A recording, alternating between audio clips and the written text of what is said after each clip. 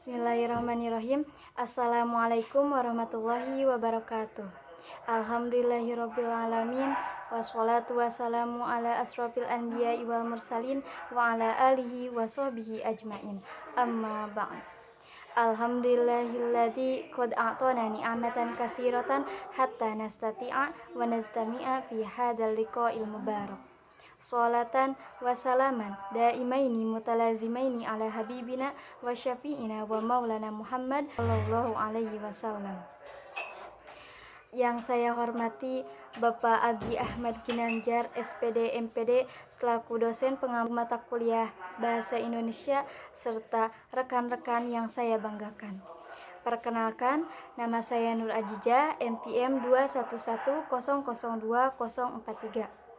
Di sini saya sebagai presentator yang akan menyampaikan materi tentang akhlak. Pengertian akhlak. Akhlak berasal dari bahasa Arab yang merupakan bentuk jama dari kata khuluq. Secara etimologi, khuluq berarti tabiat, adat, dan watak. Imam Al-Ghazali memaknai akhlak dengan sebuah tatanan yang tertanam di dalam jiwa, yang darinya muncul berbagai perbuatan-perbuatan dengan ringan dan mudah tanpa membutuhkan pemikiran dan pertimbangan. Akhlak sangatlah penting bagi kehidupan manusia, karena apabila seseorang telah hilang akhlaknya, krisis akhlak, maka ia akan kehilangan jati dirinya. Maka dari itu, akhlak merupakan suatu komponen yang harus dimiliki oleh setiap manusia, karena akhlak juga merupakan patokan manusia dalam menilai seseorang. Apabila seseorang memiliki akhlak baik, maka orang tersebut akan dicap dengan orang baik.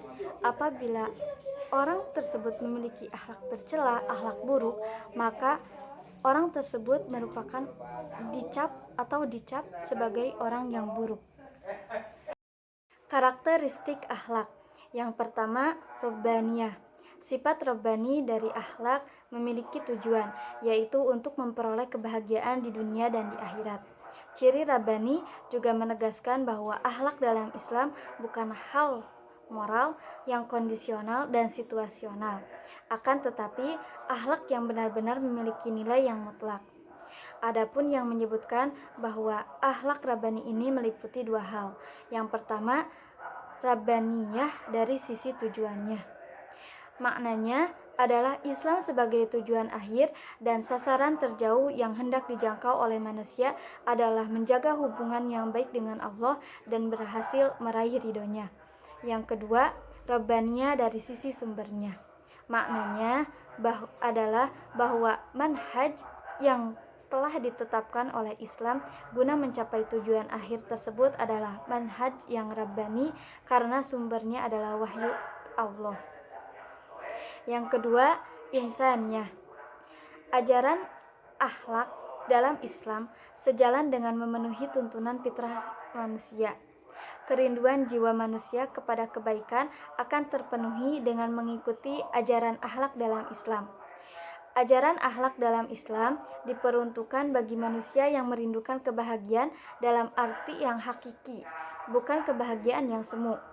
Akhlak dalam Islam adalah akhlak yang benar-benar memelihara eksistensi manusia sebagai makhluk terhormat yang sesuai dengan fitrahnya. Dan yang ketiga, syumuliyah. Islam adalah syumuliyah, yang artinya kesempurnaan. Keterpaduan akhlak Islamiyah dan adab-adab sangatlah menonjol. Akhlak Islamiyah adalah bukan yang seperti dikenal oleh sebagian orang dengan sebutan akhlak-akhlak keagamaan yang tampak dalam pelaksanaan ritual-ritual peribadatannya. Tetapi akhlak Islam ialah akhlak yang jangkauannya menyentuh semua sisi dan bidang kehidupan. Yang terakhir adalah wasatiyah. Ajaran akhlak dalam Islam berada di tengah antara menghayalkan manusia sebagai malaikat yang menitik beratkan pada segi kebaikannya dan begitu pun sebaliknya. Jadi, pada dasarnya, menurut pandangan Islam, memiliki dua kekuatan, yaitu baik dan buruk, serta memiliki unsur rohani dan jasmani yang membutuhkan pelayanan secara seimbang. Akhlak dalam Islam memenuhi tuntutan kebutuhan manusia, jasmani dan rohani, secara seimbang, begitupun persoalan dunia dan akhirat. Yang terakhir adalah ruang lingkup akhlak.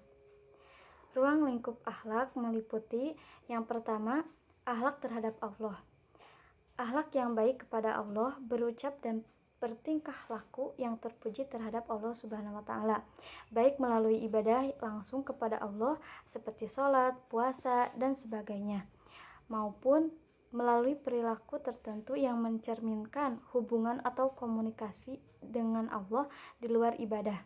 Setiap orang muslim harus memiliki akhlak tersebut, karena Allah telah mengatur hidup manusia dengan adanya perintah dan larangannya, yang bertujuan untuk menegakkan keteraturan dan kelancaran hidup manusia, agar dapat selamat di dunia dan di akhirat.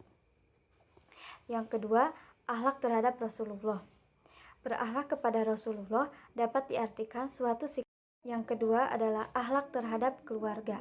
Kita haruslah baik terhadap keluarga kita, baik ayah, ibu, maupun saudara kita. Yang ketiga, akhlak terhadap masyarakat. Salah satu akhlak terhadap masyarakat adalah memuliakan tamu dan lain sebagainya. Yang keempat, akhlak terhadap tetangga. Sebagaimana Rasulullah SAW bersabda, yang artinya barang siapa yang keempat adalah akhlak terhadap tetangga. Sebagaimana Rasulullah SAW bersabda, "Man amana billahi wal yaumil akhiri falyukrim jarahu." Dan yang keempat, terakhir adalah akhlak terhadap lingkungan sekitar. Dalam hal ini, kita haruslah peduli terhadap lingkungan sekitar kita, karena dengan kita peduli terhadap lingkungan sekitar kita, memiliki akhlak terhadap lingkungan kita, sama saja kita memiliki akhlak kepada Sang Penciptanya.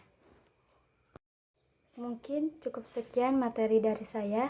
Ada sedikit kesimpulan, yaitu akhlak merupakan tingkah laku atau sikap seseorang yang sudah menjadi kebiasaan setiap individu, dan kebiasaan tersebut selalu terlihat dalam kehidupan sehari-hari.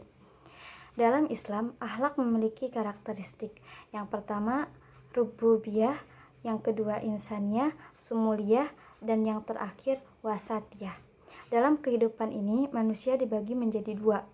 Ada yang memiliki akhlak terpuji dan ada juga yang memiliki akhlak yang tercela.